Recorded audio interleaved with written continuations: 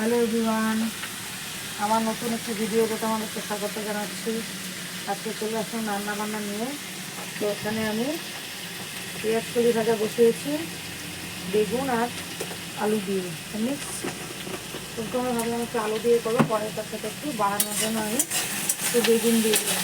ভাজা ভাজা করলাম, লবণ দিলাম, পরে দেবো হলুদ। আর এখানে দুপুরে ডাল ছিল, ডালটা এখন গরম করতে বসিয়েছি। ডাল হয়েছে তোমার শিম দিয়ে, আর সাথে আছে ধনে পাতা, এটা মুসুরির ডাল। আর ডাল ভাজা, সাথে ডাল ভাজা কী দিয়ে খাওয়া হবে আজকে আমাদের এখানে বাড়িতে হয়েছে ভাত। দেখো ওখানে নিচে ভাত করে রেখেছি হাঁড়িতে।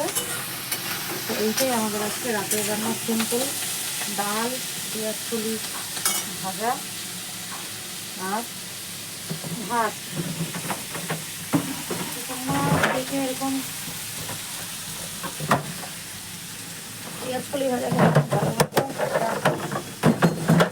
তাতে কমেন্টে জানাও। আর আমার ভিডিওটা তোমাদের যদি ভালো লাগে তাহলে তোমরা লাইক, কমেন্ট, শেয়ার এবং আমার ইউটিউব চ্যানেলটাকে কিন্তু সাবস্ক্রাইব করবে।